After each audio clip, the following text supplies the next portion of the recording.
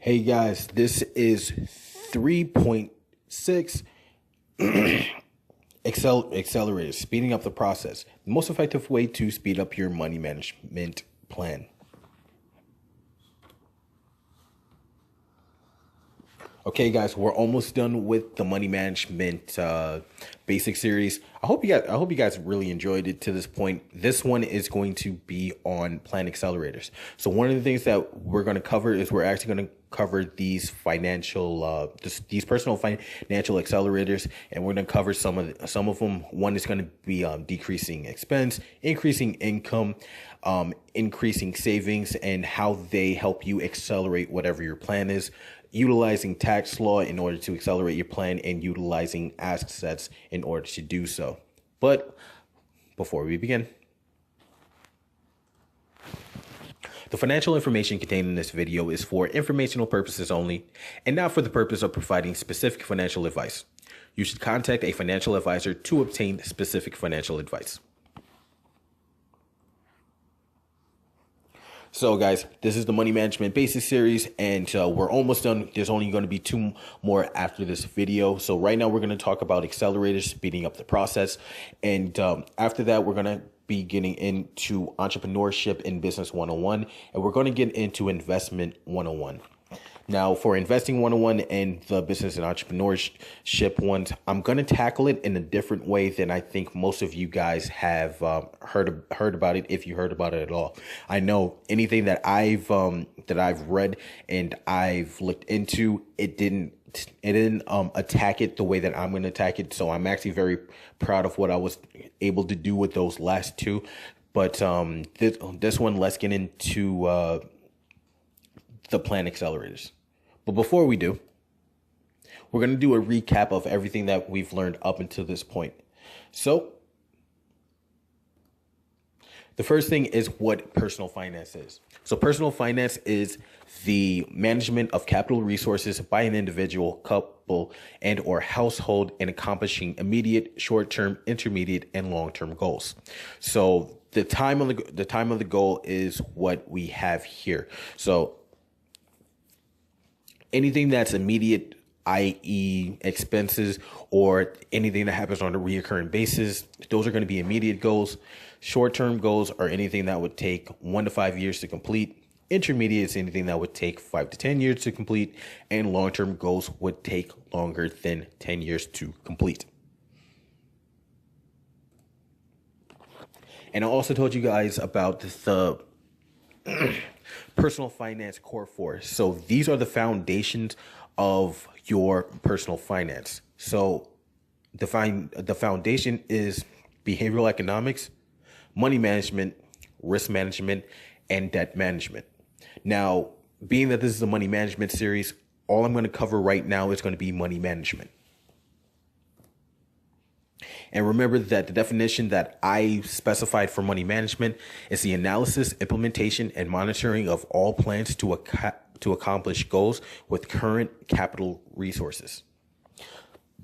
Then what I said about effective money management. Now, effective money management has 4 effective questions that you need to be able to answer. These are the 4 things that you need in order to effectively manage your money. So that is going to be how much you have in income, how much you have in expenses, how much you have in debt, and how much you have in savings. Sorry, guys, still getting over a cold. I'm going to power through this. Please bear with me. Then what I talked to you guys about was the money manager's process. So you guys have probably saw this about 7 to 8 times at this particular point, and it probably is kind of a dead horse, but I do have to bring it up here. So remember that the money manager's process is how you're going to effectively manage your money, and this is what you need to do in order to do so. You're going to have the 0th step, which is gathering financial information. So you have to start here. So that's the reason why I made it the 0th step. But create estimates. The estimates are going to be your budget. So you're going to create a budget, and then step 2 is determine your goals and aspirations. So this is for you if you want for you to say what you want to do with your life. And that's what you really want out of, that's ultimately what you want out of life. The next one is step 3. Step 3 is once again more pragmatic, kind of like step 1, and that's going to be your evaluation of your goals and budget versus your budget versus your goals, and you're going to create a plan at this particular step. Step 4 is make necessary adjustments. So as far as necessary adjustments, I can create an entire series of that. Through it is going to be composite finance. And step 5 is going to be automate the process. So taking out as much of the human element as possible, i.e. you need to take yourself out as much as possible. And step 6 is the most vital and the hardest to do, and that is monitor and verify. That is stay motivated. So another thing that I talked to you guys about was income allocation. So when it comes to income allocation, some of the things that are going to pop up are going to be each one of the expenditure categories. So the first one is going to be housing. So housing should account for 30% of income. Other necessary expenses that aren't housing should account for another 30% of your income. Your leisurely expenses should account for 10% of your income. Your debt service, the minimum due on all of your credit accounts, should account for 20%.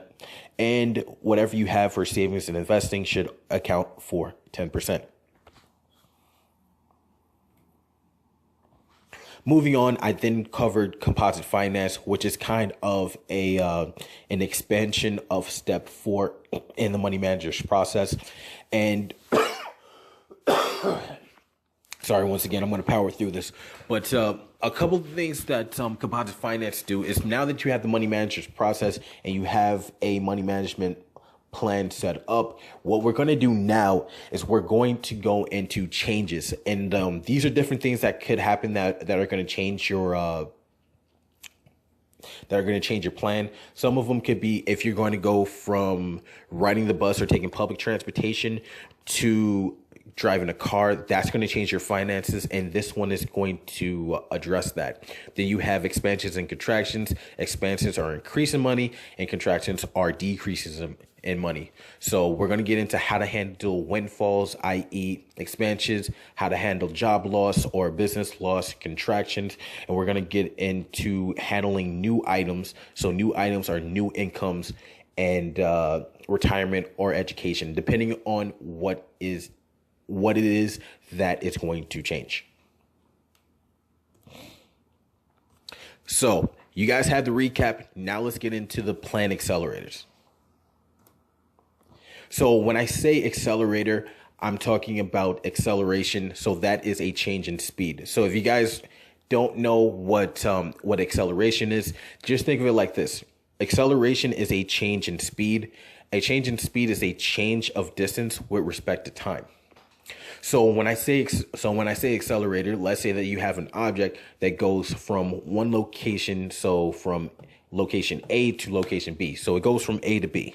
Now the difference between where A is and where B is going to be the distance.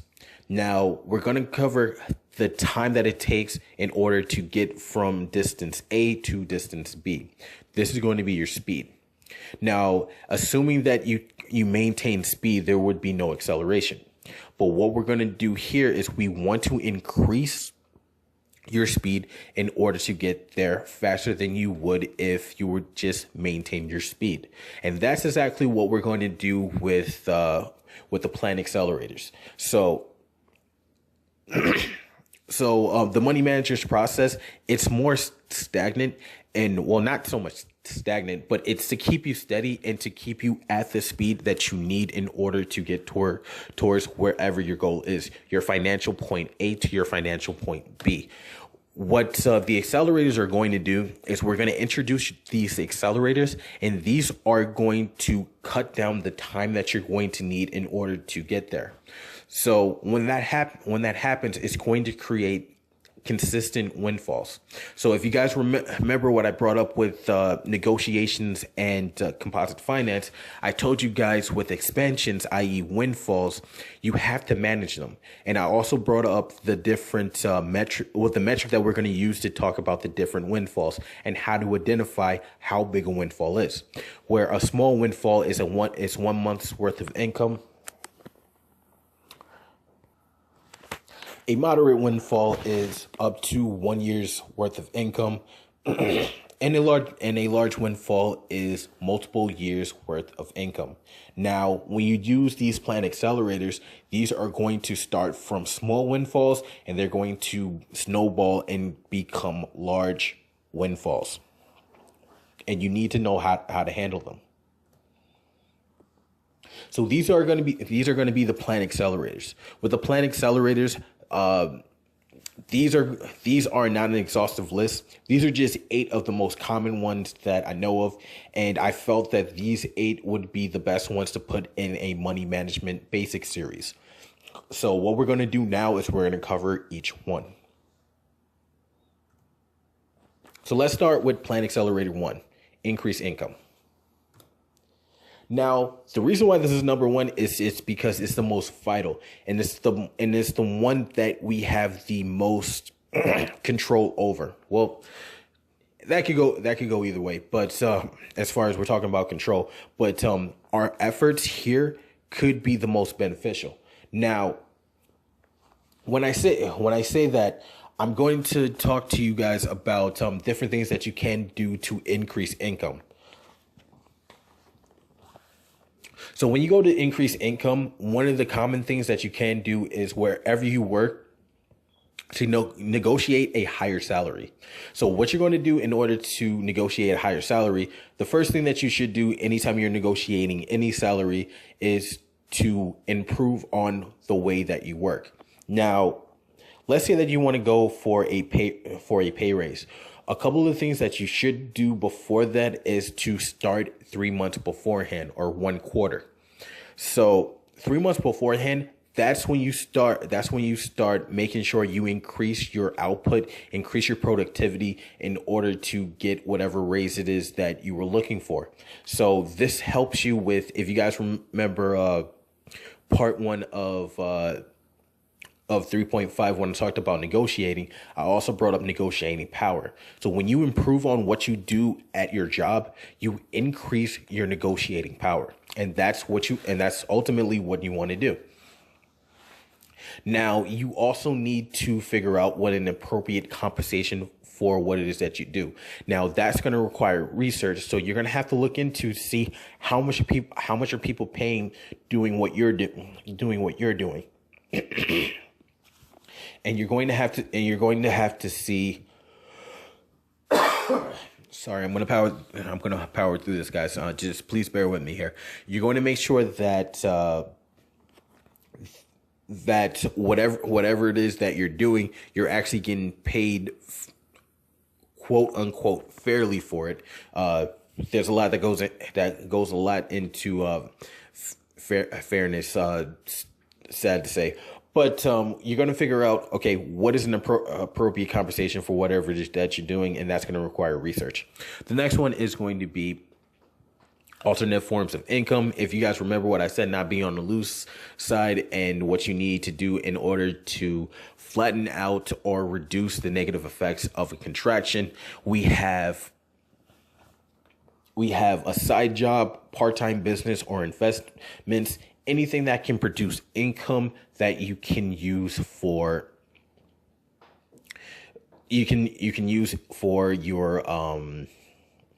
for accelerating whatever plan it is that you're on.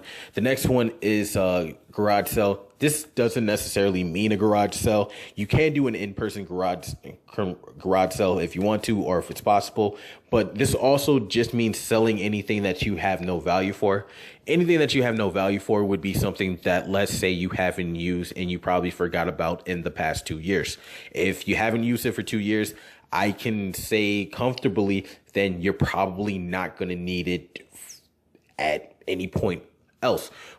But so what we're going to do here is we're going to sell off anything like that, so that you guys can use the money for that in order to increase your income, increase the amount of money that you have in order to get you closer to wherever your goal is. So the most common ones that I'm going to put on here are going to be Amazon and eBay. Once again, those are just the most common ones. If you guys want to do something like Etsy or something else, definitely recommend you guys look into those. Moving on to plan accelerator number 2, decrease expense.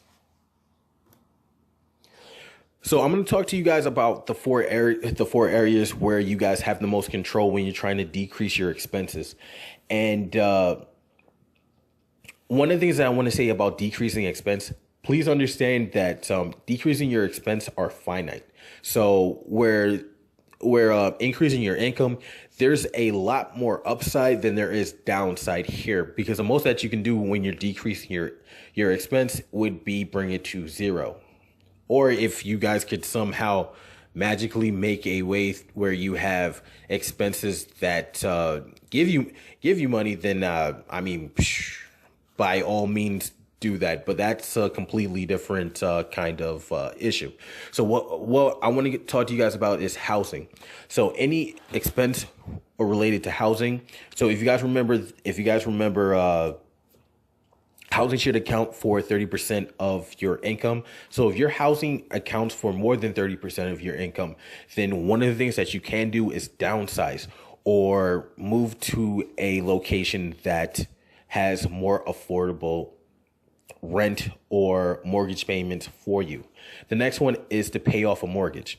So depending on where you live and how much you pay in property taxes, or if you have a mortgage where the bank or the financial institution will pay the property taxes for you, you might want to pay off your mortgage, and that will increase the amount of money that you would have been spending in expenses for that. So another one is doing upgrades to your home, including energy efficiency ones. And this would be, let's say that you have a lot of air that's ventilating through the house. So I mean, you have holes in the house, maybe around the windows, maybe around the doors, where you have energy going out of your house and air coming into the house. And if you make your house more energy efficient, then that reduces what you guys have for expense as far as utilities and the like. The next one are other necessary expenses. So these other necessary expenses would be opting for bulk quantities instead of regular groceries. So this is going to be really up to you. So I know me specifically, I love just getting all my stuff at Costco. Now, this doesn't necessarily mean that you would have to go to a discount club, but what it's saying is you're thinking of ways that you can get the same amount of food at a lower price. So that's what I mean for bulk quantity and the discounts. The next one is opting for lunch and work. So this is going to really depend on you. So I don't know what your particular situation is, but when it comes to bringing in lunch, let's say that you're an employee and you get W-2 income. That's where this would be the most beneficial.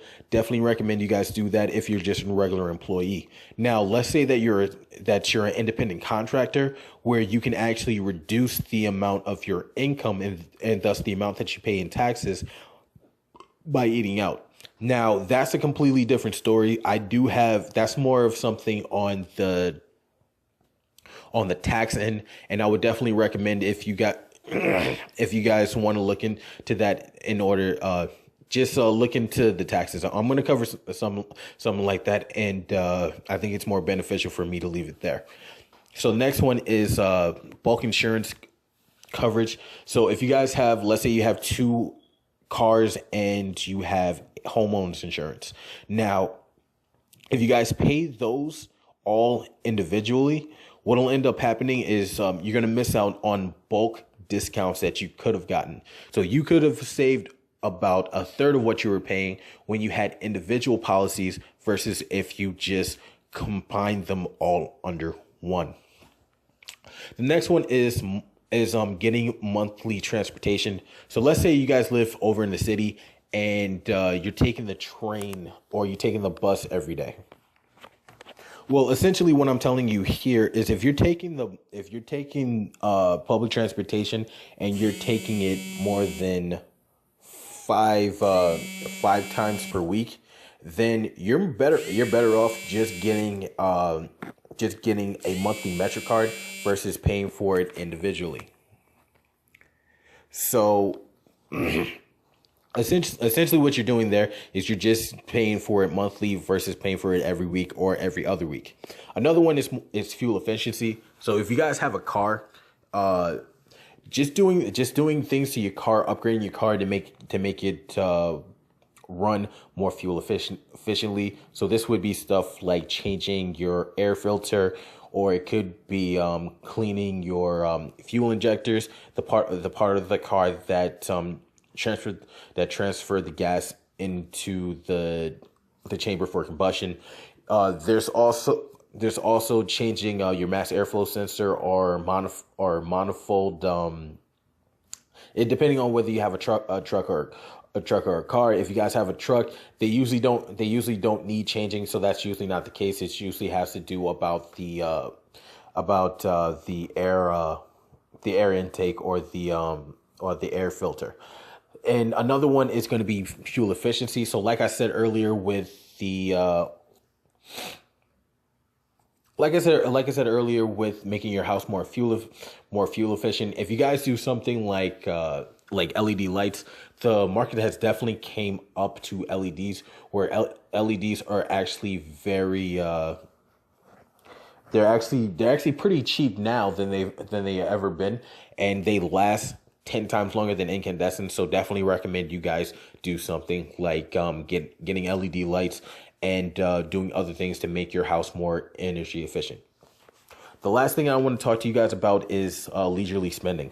So when we're talking about leisurely spending, one of the best pieces of advice that I've gotten on the subject was to spend lavishly on whatever it is that you want.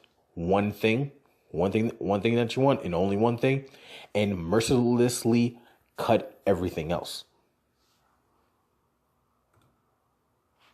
Moving on to the plan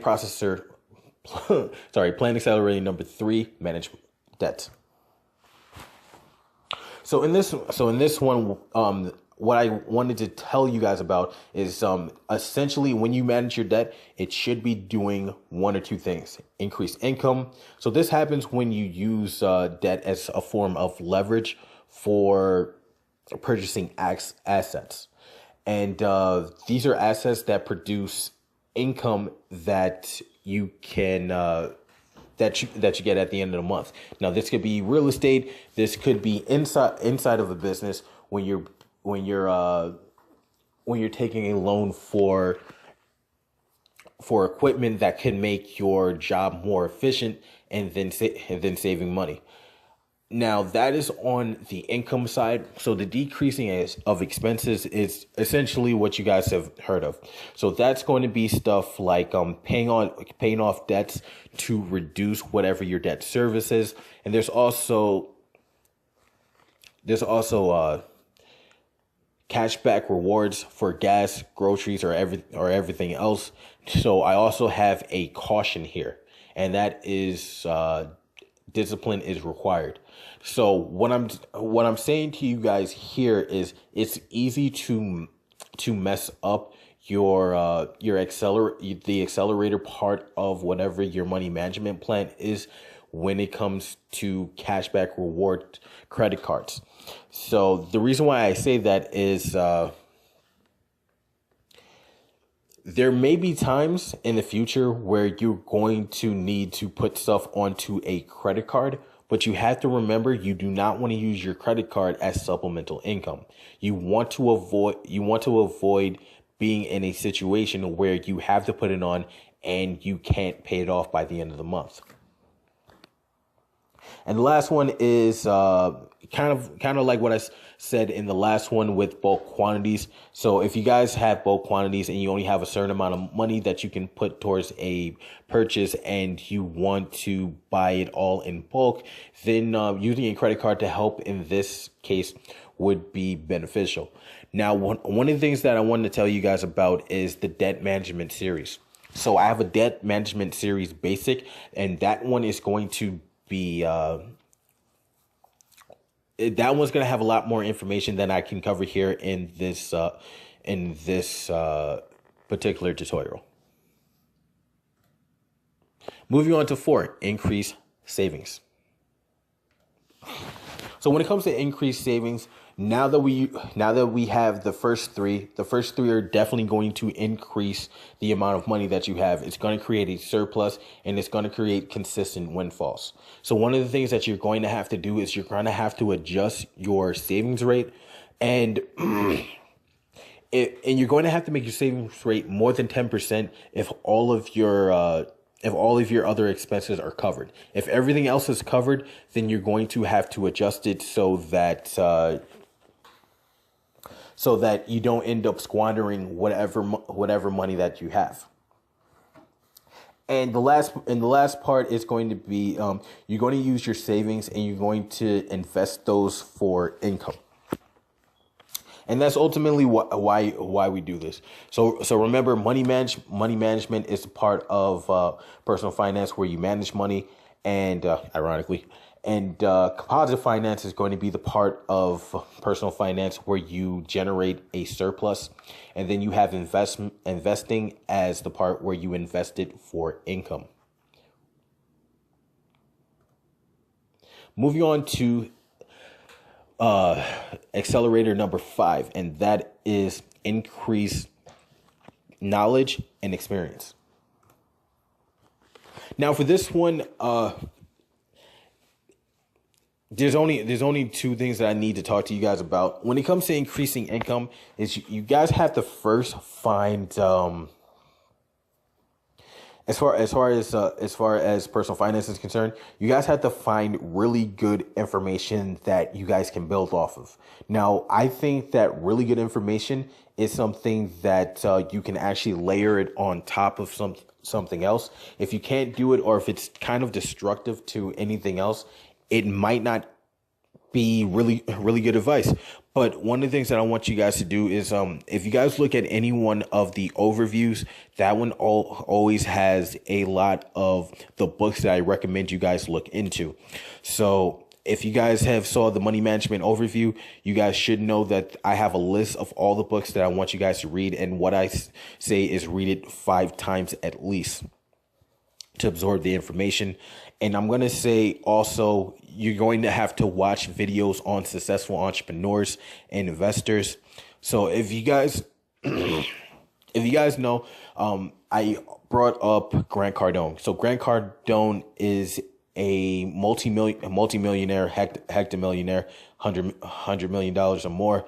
And I definitely recommend him as far as sales and motivation. There's a lot of really good stuff with Grant Cardone. Definitely recommend you guys check him out. Okay, I'm gonna power through this. I'm sorry for coughing again, guys. Another one is Ty Lopez. Ty Lopez is more of internet marketing and doing a lot of stuff like branding and stuff like that. Definitely recommend you check out Ty Lopez. He also has something called the 67 Steps. You guys should definitely do that. That's really good with paradigm shifts towards doing whatever it is that you want to do as far as improving your finances. Another one is Patrick Bet-David. Patrick Bet-David has a YouTube channel called Valuetainment, and Valuetainment honestly is some of the best stuff that I've ever come across. And I definitely recommend you guys check out Patrick Bet-David and the other guys over at Valuetainment too. I know he has an initial goal of 1 million subscribers, so I'm going to recommend to you guys definitely check that out and help him get to the goal of 1 million subscriber as the release of this video. So taking continuing education courses, there's a lot of really good information that can help you improve upon what you're doing, not just in your job, but in life in general.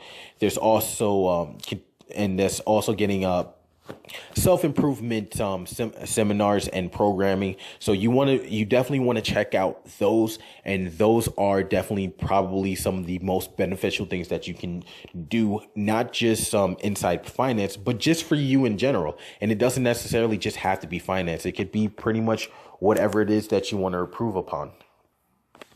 So another thing that I wanted to talk to you guys about is increasing experience. Now, experiences is actually kind of tricky. One of the things that I want to talk to you guys about is the amount of information that you need for a particular subject matter in order to take action.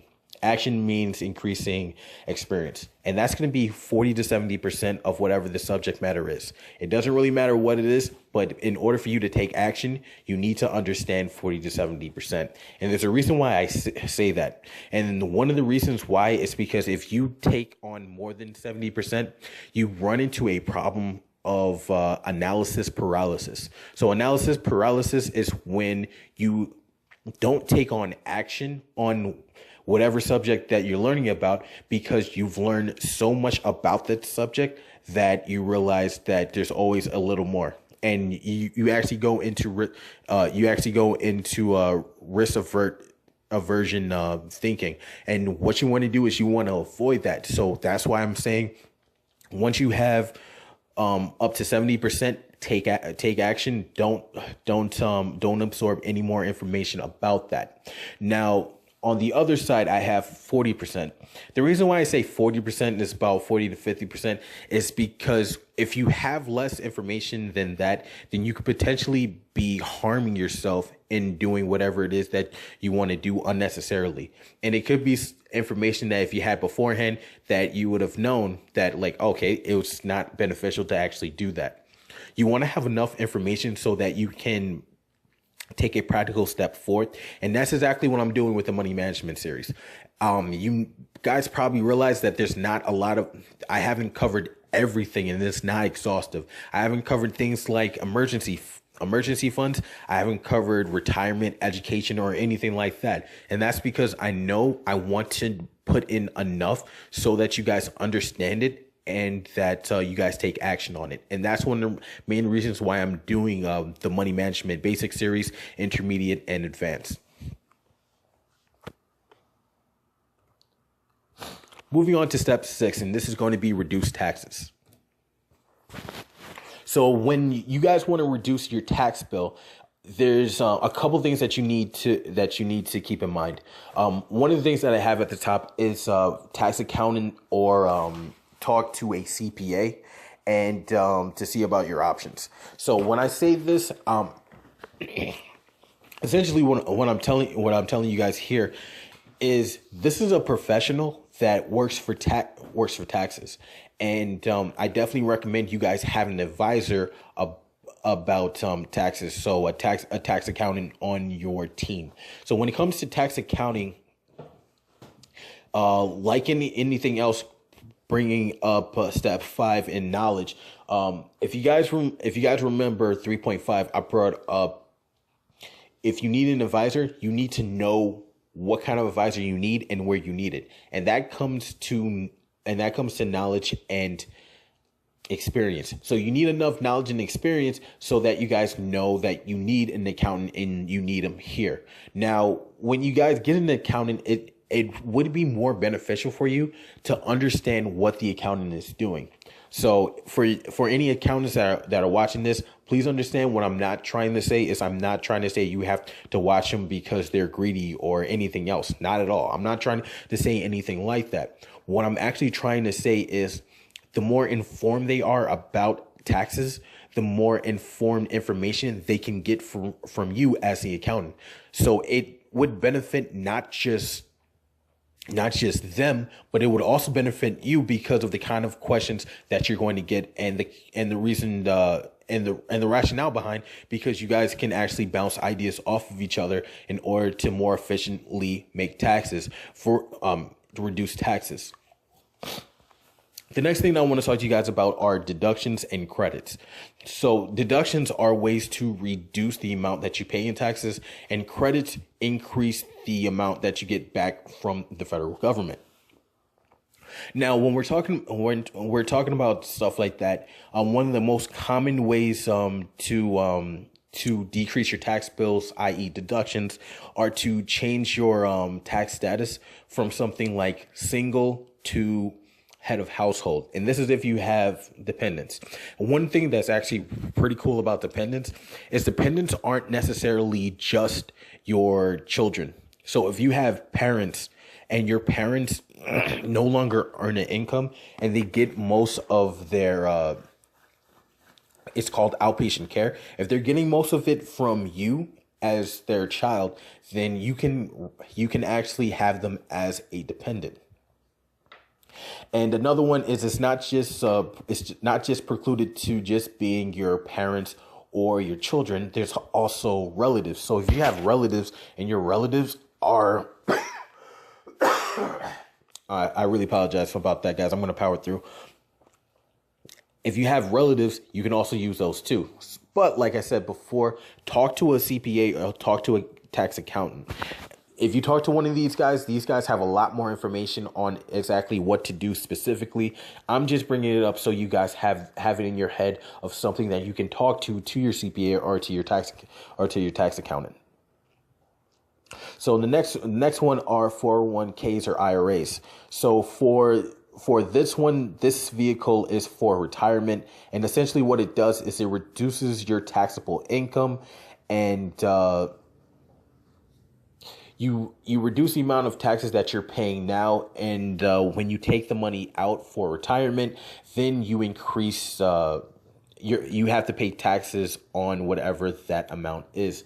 So when it comes to stuff like that, if you're going to use it for retirement, then definitely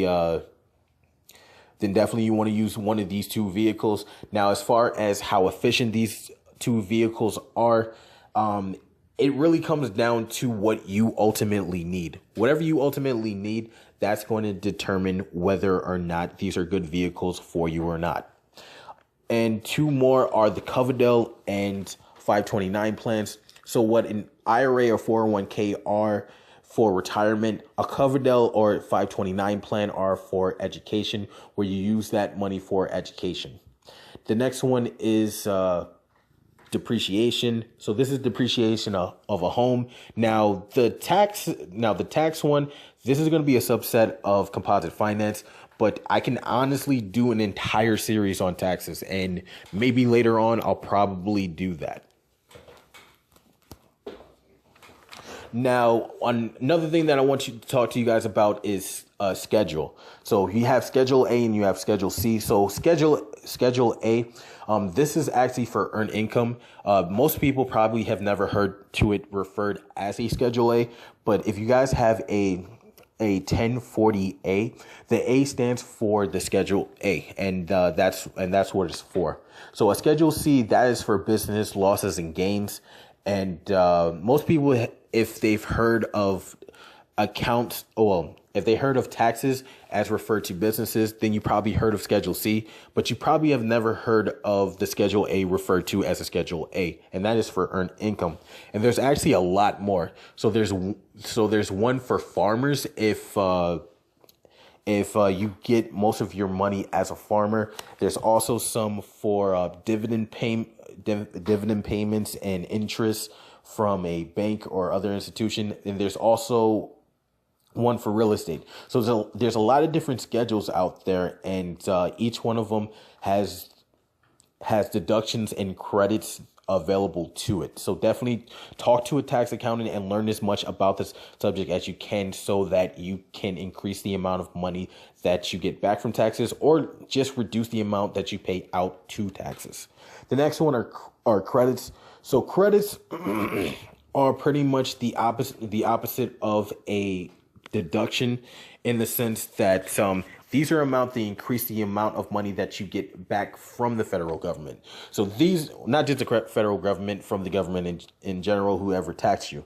And some of them are going to be debt payments. So you have debt payments as one. You also have solar energy. If you have solar energy, some municipalities will give you they will give you a credit for that. And the American Opportunity Credit, that is for education. So I would definitely tell you guys to check out to see what your options are, and definitely get a tax accountant to help you figure out what they are. Moving on to 7, this is going to be automate the process. Okay, guys, now we're going to move on to step 7, and step 7 is automating the process, taking out as much of the human element as humanly possible. So we have a lot of different things here. All you guys really need to know here, because I covered a lot of this in 3.3, automate the process, and money management, in the money management basic series. And what you guys need to understand here with automating the process is you want to decrease the amount of salience or painfulness that you experience when managing money. Now, when it comes to salience, the more salient the more salient something is to you, or an action is to you, the more you're going to avoid whatever action that is. So by automating the system, you bypass the part of your brain that engages in salience. So one of the things that you want to do is you want to automate the process. So that's going to be doing things like doing direct deposit, doing automatic bill pays, direct depositing it into savings vehicles versus just paying them out, and doing automatic bill pays for credit cards and things like that. Another thing that you guys can do, I definitely recommend, if you guys find that it's hard to separate leisurely spending from your other necessary expenses, and that is to have a separate account for that particular purpose. And also to have account buffers to make sure that you always have something in the account on the off chance that something hits your account. And one of the things that you're going to have to do, and that I covered, is to change your roles. One of your roles that are going to change is you're going to check your account to make sure that bills are paid, and that you don't have a negative balance. And then when you do have a negative balance, to take care of it within that particular day.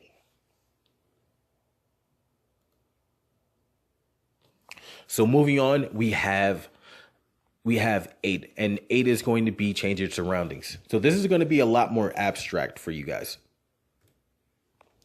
And one of the things that I'm going to cover here is I'm going to cover some of the things that you can do in order to do that. And one of the things that I'm going to say is you don't necessarily have to move. I don't necessarily mean change wherever your surroundings are. But what I do mean is something that's a little more meaningful.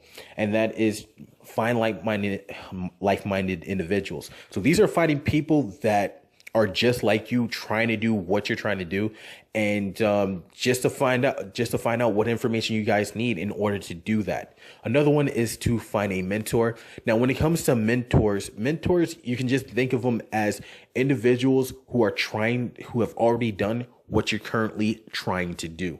So when it comes to a mentor, definitely what I would recommend is you guys find them. Now, when you find a mentor, you also have to remember negotiations. You have to make sure that they understand what you want to do, and you have to find out what they want to do. And you need to figure out if you can offer them something that's not at your expense. And you need to make sure that whatever you're asking for them to do is not at their expense. So if you guys remember what I said in 3.5, you always want to use this when you're doing negotiations. So you're going to have to negotiate with mentors, and you have to make sure that it's a win-win negotiation.